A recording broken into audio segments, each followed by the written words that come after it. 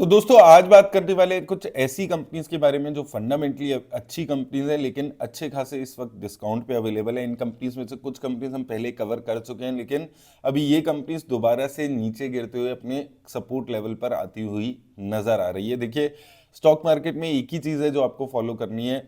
अगर अच्छी कंपनी अच्छे डिस्काउंट पे मिल रही है तो घबराने की उस टाइम पे ज़रूरत नहीं है। वैल्यूएशंस अच्छी आ गई है, वो सारी चीज़ें अगर अच्छी चल रही है, प्रॉफिट की ग्रोथ अच्छी आ रही है, तो ऐसे पे अपॉर्चुनिटीज़ आपको मिल रही है थोड़ी बहुत इन्वेस्टमेंट करने की। लेकिन रिसर्च करिएगा स्टॉक के फंडामेंटल्स पे, उसके बाद इन्वेस्ट करिएगा। किसी भी तरह की इन्वेस्टमेंट की राय ये वीडियो नहीं देती है। तो अब अगर हम कंपनीज की बात करते हैं तो देखिए, सबसे पहले एवेन्यू सुपरमार्ट्स एक मल्टी बैगर कंपनी रही थी, लेकिन अभी 4900 से गिर के लगभग 3900 रुपीज़ के आसपास ये कंपनी का शेयर आ चुका है। और यहाँ पर अगर आप देखें, वैल्यूएशंस काफ़ी गिर गई हैं। एक टाइम पे 150-200 की प्राइस टू अर्निंग थी, जो अभी गिर के 94 की है। हालांकि ये भी थोड़ी ज़्यादा वैल्यूएशंस है, लेकिन इस इंडस्ट्री में अभी थोड़ी हायर वैल्यूएशंस चल रही हैं। अब अगर हम इसके रेट पे बात करें तो 3900 रुपीज़ का जो रेट है उस पर काफ़ी अच्छा सपोर्ट रहा है। अगर आप यहाँ पर देखेंगे, मई में 3900 से उठा था, उसके बाद जुलाई में 3900 से उठा था, और अभी भी उसी 3900 पे आ चुका है। तो काफ़ी एक अच्छे सपोर्ट पे इसका शेयर आ चुका है।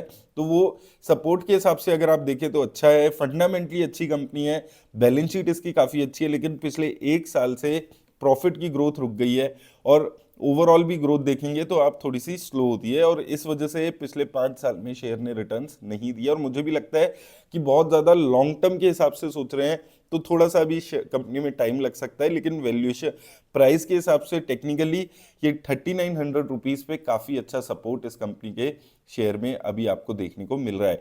सिमिलरली कुछ ऐसी ही कंपनीज फंडामेंटली जो स्ट्रांग है, जिसमें से सबसे पहले नाम आता है हिंदुस्तान यूनिलीवर का।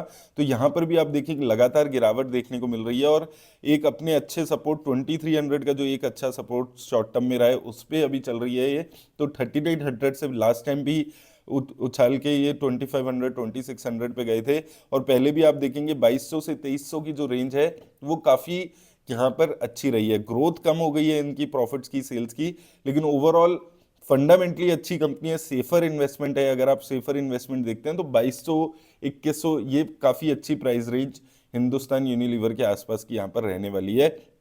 हालांकि अगर आप सेल्स और प्रॉफिट की ग्रोथ देखें तो लगभग वो खत्म सी होती हुई नजर आ रही है धीरे धीरे। एक साल में 3%, 5 साल में 5%, और 5 साल में 9%, 3 साल में 5% के आसपास।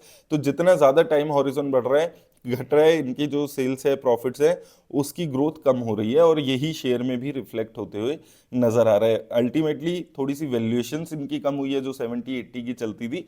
सेफर इन्वेस्टमेंट ढूंढते हैं तो 2200 2100 ये रेंज में ये कंपनी का शेयर काफ़ी अच्छा है। इसके बाद अगर हम बात करें, अगर हम कोल इंडिया देखेंगे तो यहाँ पर आप देखेंगे 7% की डिविडेंड यील्ड दे रही है ये कंपनी।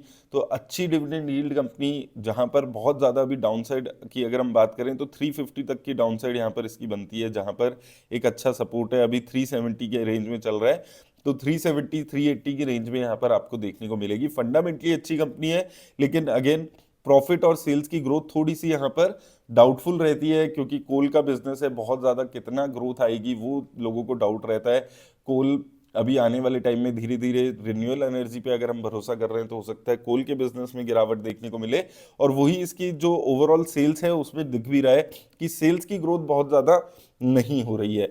गवर्नमेंट कंपनी है जो कि बहुत ज़्यादा ग्रोथ पे भी काम नहीं कर रही है, और उन वजह से भी इस कंपनी में आपको गिरावट देखने को मिलेगी।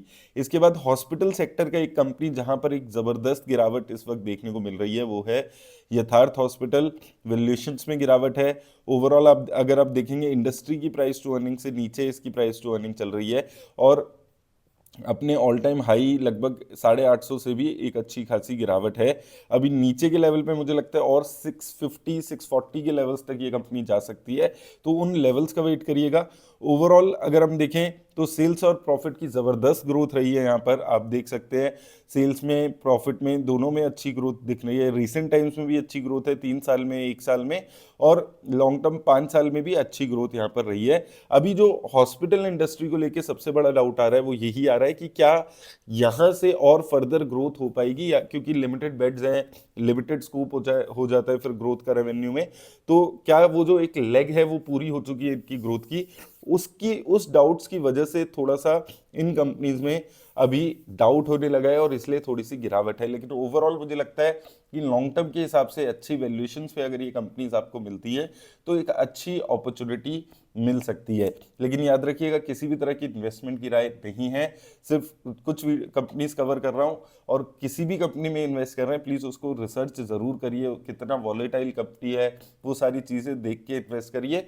मेरी तरफ से बस इतना ही, धन्यवाद।